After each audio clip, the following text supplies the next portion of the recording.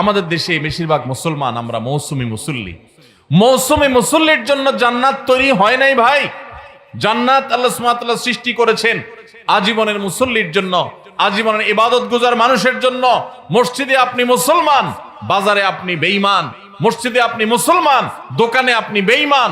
মসজিদে আপনি মুসলমান, আপনার বিবির সাথে, স্ত্রীর সাথে, ফ্যামিলির সাথে, পরিবার সদস্যদের সাথে আপনি মুনাফিকের মতো, ফাসিকের মতো, বেঈমানের মতো, খারাপ মানুষের মতো আচরণ করেন। আপনি খাঁটি মুসলমান না। মুসলমান সে যে মসজিদেও মুসলমান, বাজারেও মুসলমান, দোকানেও মুসলমান, অফিসেও মুসলমান, কাজের ক্ষেত্রে মুসলমান, ফ্যামিলিতে মুসলমান, রাস্তাঘাটে মুসলমান, বাসে যখন যায় মুসলমান, সবার সাথে লেনদেন কাজ কারবারে মুসলমান, কথাবার্তায় মুসলমান, কেনা বেচায় মুসলমান, বাকি নিলে মুসলমানের পরিচয় দেয়, আবার হাওলাত নিলে মুসলমানের পরিচয় দেয়, কাজ কারবারে আচার আচরণ সব ক্ষেত্রে মুসলমানের পরিচয় দেয়। রমজানে মুসলমান থাকে, রমজানের পরেও মুসলমান থাকে, শবে বরাতে মুসলমান হয়, শবে বরাতের পরেও মুসলমান হয়, আগেও মুসলমান থাকে। এই 12 মাসই মুসলমান যে আল্লাহ তাআলা জান্নাত তার জন্য তৈরি করেছেন। শুধুমাত্র ওই মৌসুমিয়া সিজনাল মুসল্লির জন্য আল্লাহ জান্নাত তৈরি করেন নাই। আল্লাহর কাছে সবচেয়ে প্রিয় আমল কোনটা জানেন ভাই?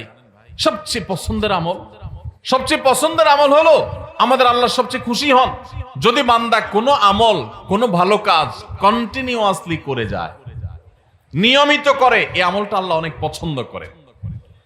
একজনের রমজানে কোরআন 1 খতম দিছে, মাশাআল্লাহ, প্রতিদিন 1 পারা করে পড়ে 30 দিনে 30 পারা খতম দিয়ে ফেলছে।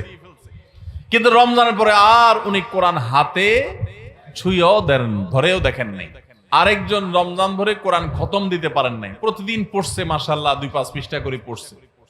রমজানের পরেও সে কোরআন পড়ছে, হয়তো রমজানের মতো এত বেশি পড়তে পারে নাই। রমজান ইবাদতের মাস হিসাবে একটু বেশি পড়বে, এটাই স্বাভাবিক।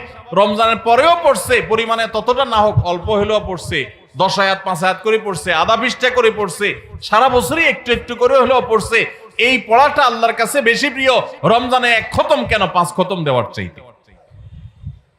কথা বুঝেন নাই? একজনে একসাথে অনেক টাকা দান করে দিছে, আর জীবনে কোনো খোঁজ খবর নেই নাই। এই দানের সওয়াব আছে, মর্যাদা আছে, ঠিক আছে, কিন্তু যে নিয়মিত একটু একটু করে দান করে, হয়তো এক সময় বেশি দেয়, আরেক সময় কম দেয়, সব সময় একরকম দিতে পারে না। রমজানে একটু বেশি দান করছে, কিন্তু রমজানের পরে একটু একটু হলেও রমজানের দানের ধারাটা ধরে রাখছে। এই দানের ধারা ধরে রাখতে পারলো যে, নিয়মিত করলো যে, এই ইবাদতটা, এই দানটা আল্লাহর কাছে ওই অন টাইম দানের চাইতে বেশি উত্তম, বেশি ফজিলতপূর্ণ। আল্লাহ আমাদের সবাইকে 12 মাসে মুসল্লি হওয়ার তৌফিক দান করুন।